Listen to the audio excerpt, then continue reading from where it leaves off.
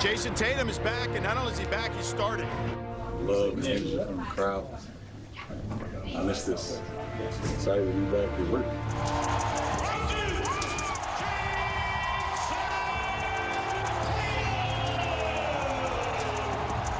A night 10 months in the making. Tatum! Welcome back. Team hooks it, shoots it, sticks it. Ah, that felt good. I was like the weight of the world was off my shoulders. Felt good to see those go in. Yeah, Jason Tatum had 15 points, 12 rebounds, and 7 assists in Friday's debut. Then on Sunday, the Tatum takeover continued as the Celtics squared off against the surging Cavs. Let's just get you to the highlight, shall we? There he is. Last 17 games. Insane. They are rolling. MJ Acosta-Ruiz here with Ramona Shelbourne, Tim Bontemps, and Mark Spears in the house. Looking very dapper. Jason Tatum is averaging 17.5 points, 7.5 rebounds, and 4.5 assists in 2 games since returning to the Celtics lineup. Tim, what is your reaction just seeing him these last couple games? I mean, it's really goes back to what I've been saying the last couple months, which is if Jason Tatum can get back on the court and look anything like the guy he was before he got hurt, the Celtics have to be the favorites in the Eastern Conference playoffs coming up in a few weeks. And the way these first 2 games went, you have to feel great if you're Jason Tatum, the Boston Celtics, and their fan base. He could not have looked better in this game. And it wasn't that he came out and hit it every single shot. He obviously looked a little bit rusty shooting the ball, but he got back to being a great help defender, making these passes like that one to Neemias Queta there, hitting spot-up threes. He's always been an excellent player in terms of his ability to fill out the stat sheet across the board, to do all the little things required to help a team win. He did all that stuff and more in these first 2 games. And for a guy who hadn't played in 10 months, you have to be thrilled to see him come back the way. Yeah, I mean, he literally could not have had a better start to these 2 games. And one thing that I like, though, is that he focused on defense and setting guys up and playing within the flow of that Boston offense. And I think, you know, he said, I was just trying to get a feel for the game. And I texted with him a little bit over the weekend, and he said, I'm feeling pretty good, but I'm still just trying to find it again, find my rhythm. And on defense, he goes, I like playing defense. I like focusing in that way because I don't have to think. I'm just reacting out there on the court. I'm not thinking about how's my leg feeling or anything. And once he started to hit a couple of shots in that first game, you know, he didn't shoot the ball well at first, and then he got the dunk, and then he started making a couple threes. He's finding it faster than anybody would have imagined. I think he played more than we all would have thought. And Tim, you're right. That's a scary team right there because this isn't just a guy coming back. This is a guy who's played and led them to a championship before. They know how to play together already. It's a different level for sure. Mark, as you watch Tatum back on the floor, what comes to mind? May 12th last year is when he went down. It's not even a year, and this man is back on the court. I remember talking to his dad a day or 2 after that, and he said they had a very emotional conversation in which Jason had said, why me? Why me? His father told him it's God's will, and he said, remember, your idol's Kobe Bryant, and you'll come back from this Achilles injury, you know, just like Kobe Bryant did, and he did. His dad actually got some heat because he told me that he would be back next season, and I don't think the family really wanted Jason to have some pressure on him, but he certainly has some Mamba mentality with this, the way he worked, and we saw some videos of how he worked and got stronger and he dunked. I mean, he was showing us that he was coming back, but you just, in the back of your mind, you're like, no way he would come back that quick. So shout out to him and shout out to the medical team and shout out to his pops for believing in him. Well, that was the crazy thing about it. He did not look like a guy. I mean, you joked about it in the highlight. He didn't look like a guy who was out for 10 months. Like, if you had just seen this game dropped in the middle of last year, you'd have thought, yeah, Jason Tatum had played a couple games. So, I mean, it's a hell of a start for him and for the Celtics, and, you know, they've really put the East on notice. I'll say this. As the world was questioning whether or not Jason Tatum never flinched about his return this season. Meanwhile, in Los Angeles, no LeBron, not a problem. Luka Doncic and Austin Reeves gave the Knicks all they could handle. Let's get you to the recap of this one. All right, Luka ready to go. LeBron missing his 2nd straight game with that elbow injury. We pick it up in the 3rd here, guys. Just Luka doing Luka things. Very few guys could make anywhere close to that kind of shot, and Luka, I don't want to say makes it look easy, but it makes it look like a lot easier than anybody I mean, that's else. like a fall-away Dirk Nowitzki shot that usually was from the elbow, but that's from out by the baseline. All right, a little teamwork. Josh Hart getting it in there. For New York. One of the few highlights for the Knicks. It's a charge. Did you see that? He took a charge. Saw the money sign there from Luka Doncic. I would say he's very lucky the referees did not see that. He very well might have gotten his 16th technical foul. Good point. All right, here we go. Oh, he got swagger. Come on, Reeves. It's nice to see Austin Did the back money doing sign that. after that? Well, it's nice to see Austin back doing that, too. He's obviously still coming back from these hamstring injuries he's been dealing with, and he's certainly starting to get back into a rhythm, which is good for the Lakers. 25 points and 5 assists on the night. Ooh, aggressive. Now, Luke Kennard's had a much bigger role for the Lakers of late, and if he can continue to stay on the court defensively, then he's a real asset for them offensively. Yeah, the Lakers taking out the win by quite a sizable margin. With his 35 points, Luka has now scored at least 30 in 7 straight games against the Knicks. He averages 30.8 points per game in his career against New York. That is the 3rd highest career scoring average against the Knicks, behind only Wilt and MJ. Malika Andrews caught up with Luka after the game. Take a listen. Marcus Smart is sort of the head of your defense, but we saw you taking the charge here in this game. How? 2 charges. 2 charges in this game. Well, one that counted and another one. But how can this be the defense that we see night in and night out? It's great, man. We hold them under the 100. They have great players. They just scored 142 against Denver. So today, the defense was amazing. Everybody was locked in. And obviously Smart, man. Smart has been so great this season for us. So the Lakers improved to 9-2 this season in games played by Luka and Austin Reeves without LeBron James. By contrast, the Lakers are just 11-7 with all 3 stars in the lineup. I mean, those two know how to step up for sure. The Lakers have won 5 of their last 6 games and are 14 games over 500. But somehow, Ramona, it's still kind of hard to explain what their identity is. Yeah, I mean, they won 5 of their 6, but most of those were against pretty bad teams. Right. They should have beaten.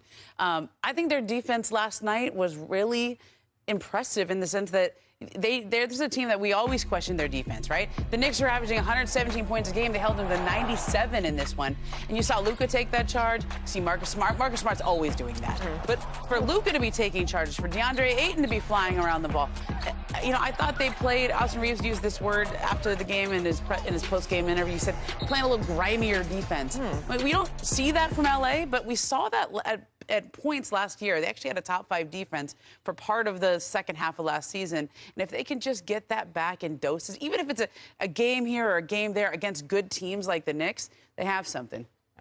I mean, they have something, but I think we should go back to that stat that we showed on the screen when they're 9-2 in games when Luka and Austin play and LeBron doesn't. And that's not some indictment of LeBron James, or is it an indictment of Austin Reeves or Luka Doncic that when any 2 of those 3 guys have been on the court, they have struggled this season. But the fact is, when you have 3 guys out there who are, at this point, I think it's fair to say, minus defenders, it is going to be very hard to build the kind of defense that we're talking about, Ramona. And like you just said, they had in that game yesterday. And that is something the Lakers are going to have to figure out over the final couple months of the season. The stats do not lie. When those 3 guys play together, they're negative on the season. And when it's any 2 of them together, the numbers go up quite a bit. So it is going to be a big challenge for J.J. Redick to get the defense to be in a good enough place to where these guys can really be a force in the Western Conference playoffs. And Coach has been screaming about the defense all season long, Mark. Yeah, I mean, Luka was making a defensive effort. Okay, I was impressed. Obviously, the elephant in the room is that they have a better record without LeBron James and with him. And to me, this is a view of what the Lakers are going to look like going forward. Whether LeBron James retires or goes into free agency, I don't expect him to be a Laker next season. And so to me, I think this is Rob Pelinka's chance when he doesn't play to kind of like look at this team, evaluate the team, and kind of see what Luka and AR need for the future. But it's obvious that they play great together. There's only one ball handler. They have great camaraderie, and to me, this is the future Laker team. The biggest knock on Luka and AR defensively is that when they're on the court defensively, that's a tough backcourt, right? That is not a great defensive backcourt, and it reminds me a little bit of Steph Curry and Klay at the beginning of their career. Steph was not good defensively, but he made himself not bad. Like, you don't have to be good, you just have to be not bad. And if Luka can do that, then the Lakers, then that backcourt can work. Yeah, it can start to build a little bit, but they've got to get in rhythm if they want to continue to push past. And as we get down the stretch and closer to the playoffs. All right, coming up, after dominating the East for months in Detroit's dream season, action-packed weekend around the Eastern Conference, starting in Atlanta. The Hawks have the best record in the East since the break.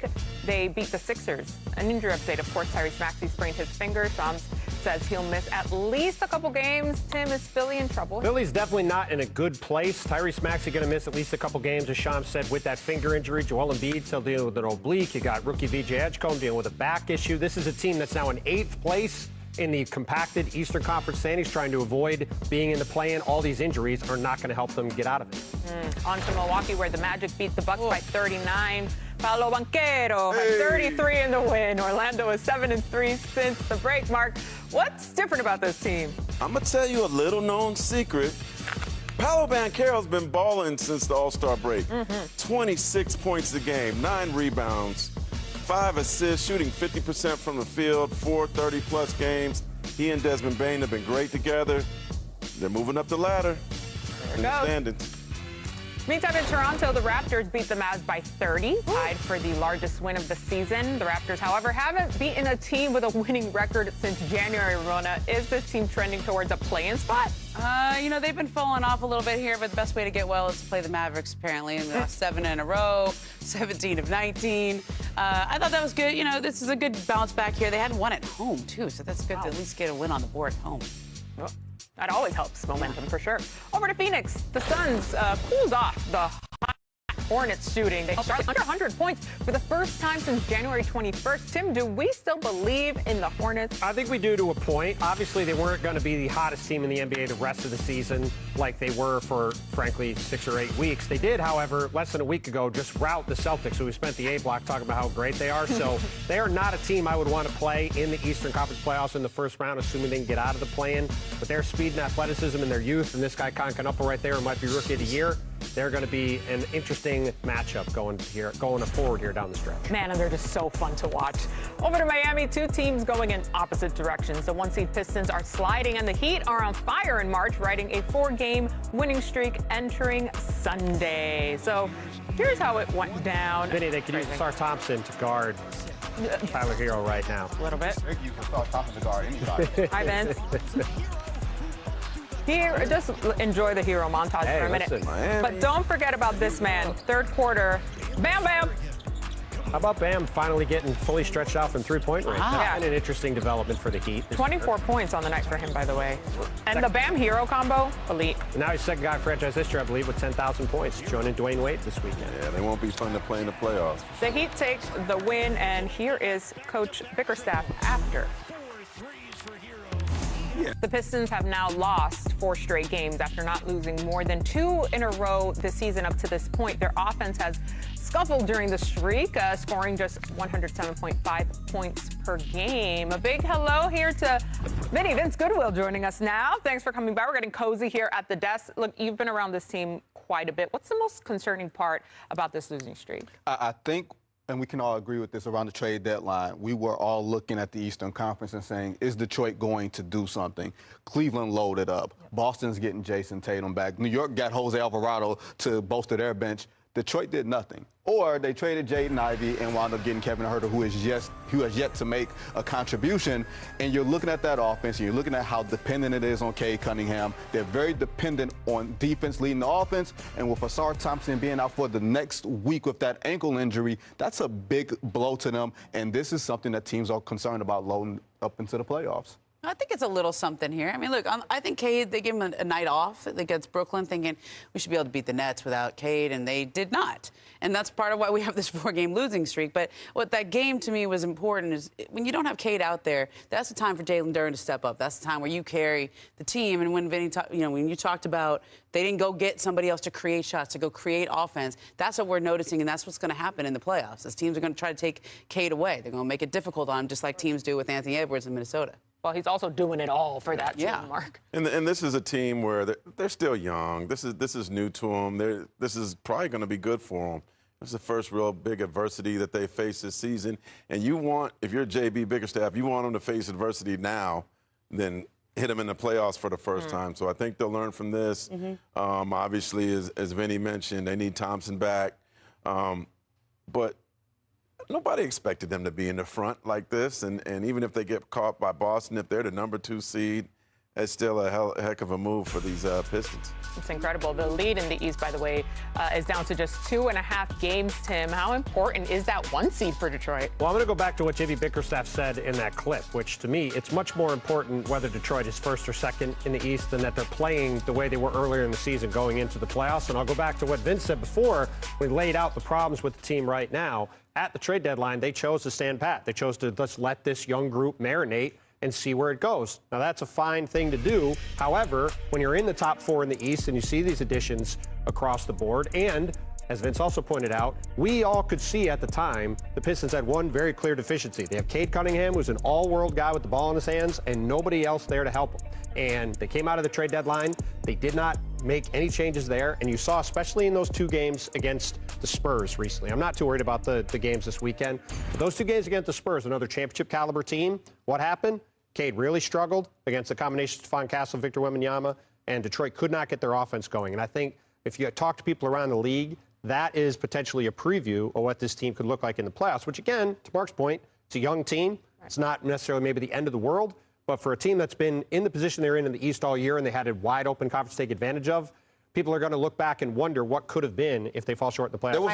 There was a lot of internal debate with the Pistons front office of whether we go for it or we stand pat and go through this Oklahoma City sort of model of, hey, we might be a year ahead of schedule, where Oklahoma City was 2 years ago when they had the number 1 seed in the West and they lost in the second round and then they made the big leap. The problem is you don't know what next year is going to bring. Just because they did it doesn't mean you're going to do it. And Jalen was talking championship to me a couple weeks ago.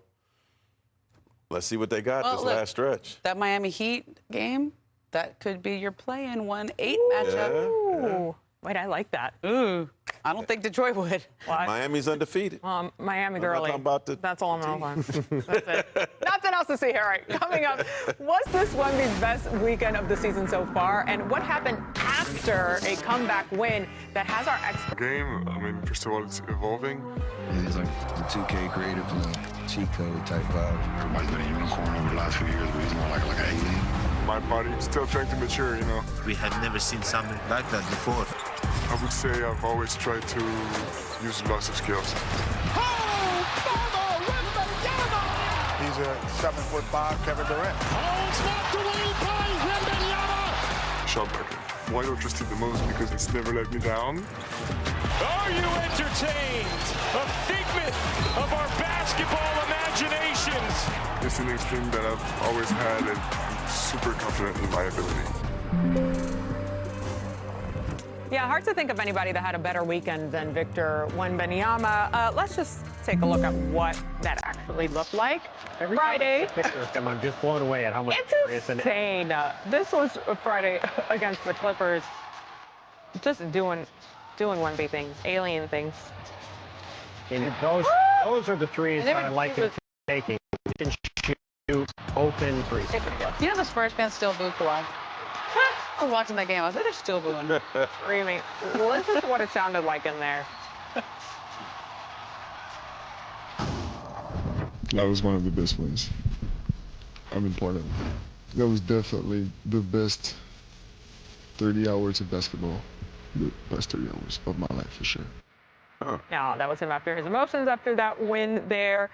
San Antonio took over, and Wemby recorded his 13th game this season with at least 25 points and 4 blocks. That's 10 more than any other player. So we continue on, transitioning to Rockets Spurs. Okay. The ice. Hey, did you see what his mom said about It's this? a no-look block, you guys. I've never. I mean, it doesn't even make sense. My son looks 6'1" next to him. I mean, everybody looks 6'1". Everybody looks 6'1".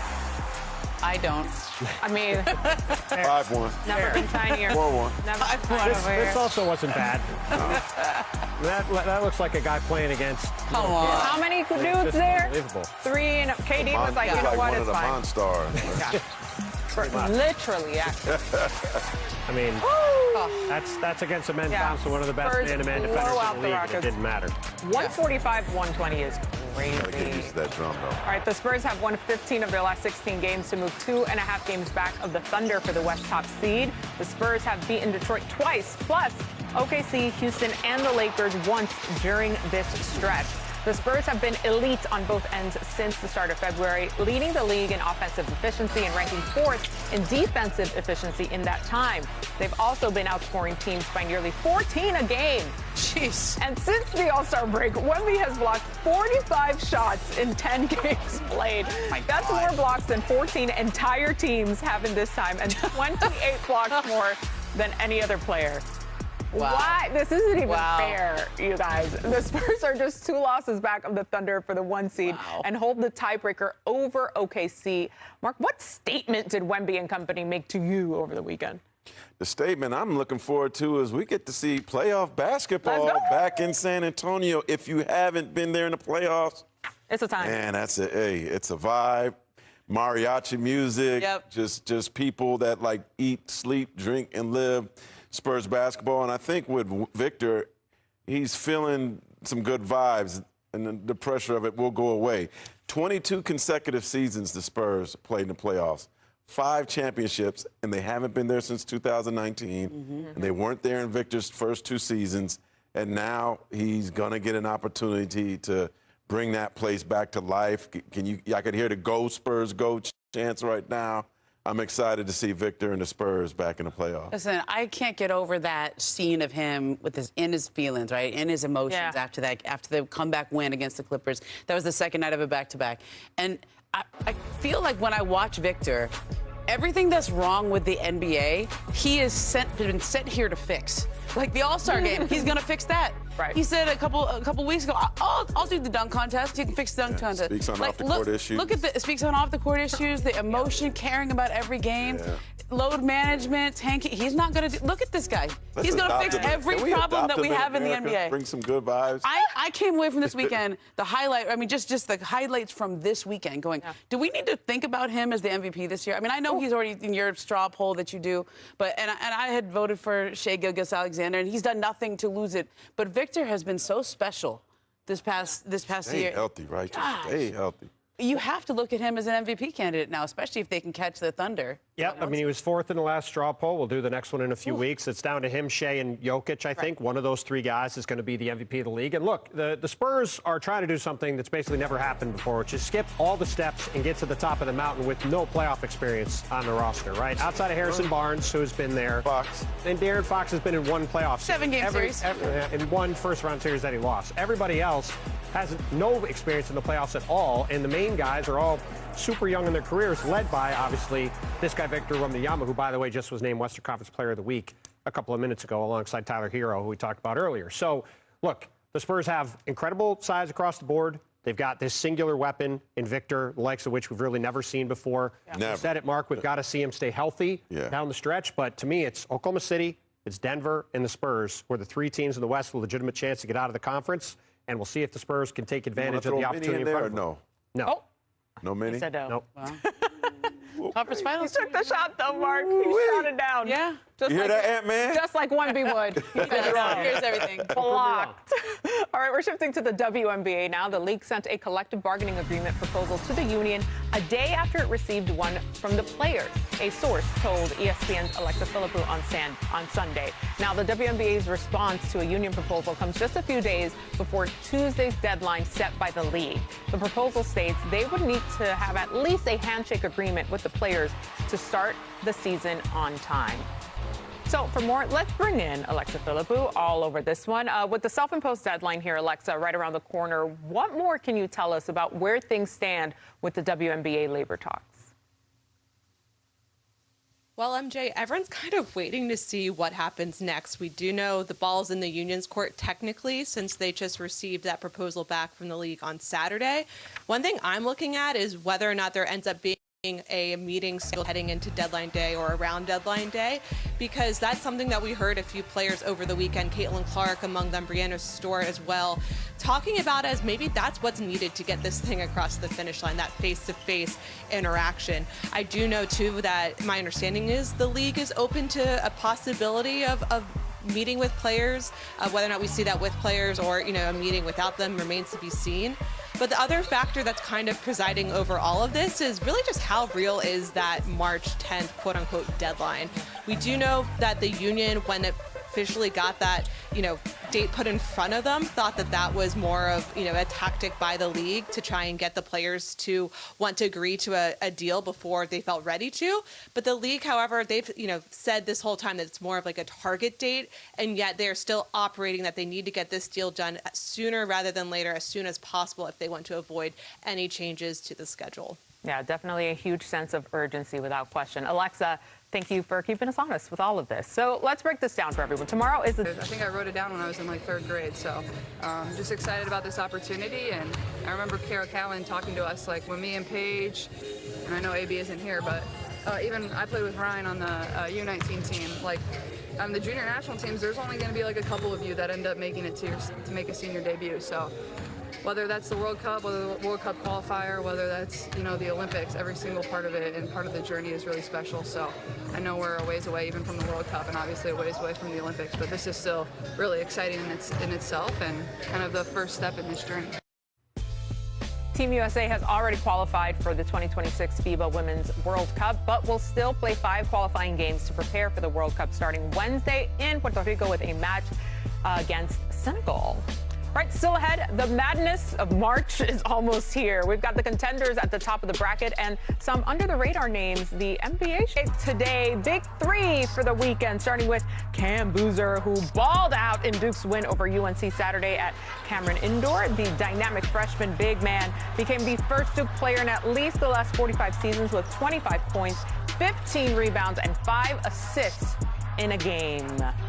Then there's Braden Burries, who poured in a career-high 31 points in his 11th 20-point game in this season in Arizona's comeback win over Colorado. The win broke Arizona's program record for most regular season victories. The Wildcats are now 29-2 overall, 16-2 in the Big 12, entering the conference tourney. And we can't talk Big 3 without talking about A.J. Diabasa. He scored 21 points as BYU upset number 10 Texas Tech on Saturday. Diabasa now has 10 straight 20-point game in conference play, breaking a tie with Trae Young, Kevin Durant, and Rafe LaFrentz in the longest single-season streak in Big 12 history. So Champ Week is officially here, my friends, which means college hoops conference tournaments will take over our airwaves all week long. Tim, what are you watching for? Well, I'm going to be going to Kansas City to see the Big 12 tournament. Let's and go. You just talked about A.J. Dibansa there. There are a ton of NBA prospects in this draft. In our top 100 by Jeremy Wu, 9 of the top 24 players are in the Big 12. That includes Koa Pete and Braden Burries, who you just mentioned from Arizona, Chris Senack and Kingston Fleming, the 2 awesome freshmen from the University of Houston, and obviously A.J. Dibansa and Darren Peterson, the 2 guys that have been going back and forth all year long as the potential #1 picks in this year's draft. Peterson's obviously dealt with the cramping issues at times, but he has been out on the court lately. He's had some spectacular games. You see the numbers here from Dibansa. He has gotten better and better as the season's gone along. Each of these guys are ridiculous scorers, can get wherever they want on the court. They've got great positional size. It's probably going to be a battle all the way through the draft process to see who ends up with the #1 overall pick at the end of the day, but it's going to be a fun week in Kansas City. I'm excited to see it. Use my inner perk. Man, this draft is deeper than the Gulf of Mexico. That's a good perk. Yeah, I mean, this draft is good if this guy is going to Kansas City in the middle of the NBA season. That tells you a lot. I just got my credential for San Jose. I think I got my credential. But a couple months ago, I saw Cam Boozer when he played against Cal, sat courtside. He's all of that 6'10", 270, huge kid. The odd thing is, as great as this probably player of the nation is going to be or is, he's not going to be the #1 pick, it doesn't look like, which probably is strange to a lot of people. But that just shows how highly regarded Darren Peterson is. Also, the athleticism that Caleb Wilson and A.J. Dibansa, like, that has pushed him back to, I believe, the #4 spot. The good thing for Cam is he's going to have plenty of basketball in the ACC tournament, in the NCAA tournament, to kind of try to prove these scouts wrong and move up the ladder. He's doing nothing wrong. It's just the upside from those other guys are just way too high. Mikael Brown Jr. from Louisville, a bucket, a big-time bucket. He's had the back issues. Let's see if he plays on Wednesday in the ACC tournament. He's a guy, whoever gets him, as long as he's healthy, he's going to get you a bucket. He scores with his eyes closed. Sadly, Caleb Wilson from North Carolina. Man, he is so good, so athletic. Got Dominique Wilkins' athleticism. He's done. We'll see him at the draft in Brooklyn. Yeah, I mean, got the thumb injury. You mentioned it, Mark. This has really got a chance to be a generational draft. Like it is. The top 7. Well, you got to see how it plays out. But the top 7 or 8 prospects in this draft are really otherworldly. And you look at Cam Boozer's numbers: 22, 10, and 4, 58% from the field, 41% from 3. Those are insane numbers for a big guy. The fact he's not a lock for the #1 pick, that shows you just how good this draft is. We haven't talked about Kingston Flemings from Houston. What about Tunde from Baylor? You're about to see him. He's a late first-round pick in this draft. I think he'll move up. Well, he might, but we haven't talked about Darius Acuff from Arkansas, who's had a 48-point game this year. Keaton Wagler, who's had another 48-point game in Illinois. Like, this draft has got really unbelievable potential across the board. It's why so many teams, frankly, have been trying to position themselves, to put it charitably, with, trying to get as high up in the lottery as they can. Kareem Lopez. Well, Kareem Lopez, who's playing in New Zealand with the New Zealand Breakers and the NBL in Australia. I mean, it is an unbelievable draft. It's why there's been so much tanking this year. It's why there's so much focus on it. And it does set up for a really interesting couple of months to see where these teams land. And there are a lot of NBA teams that have May 10th circled on the calendar right now. Nate Ament at Tennessee. That's when the NBA draft lottery is. There's going to be a lot of interested eyeballs on where everybody winds up then. Our cup runneth over, and I love it for us. It's going to be so good. And they're about to ball out in the tournament as well. Okay, in case you missed it, last night, LeBron did not play, but hey, Bronny sure did. Oh, I haven't seen this yet. I heard about it. This is done. Is that in the Santa South Bay Claus? Lakers G League game. Come on, Bronny. Who jumped? Who's 77? Who's 70? I don't know, but he caught a body. He didn't get there, whoever it is. Right. It was a nice touch by Bronny. Over by the beach boardwalk. By the boardwalk. Saturday night before the Nuggets square off against the Lakers on ABC, Ernie, Kenny, Charles.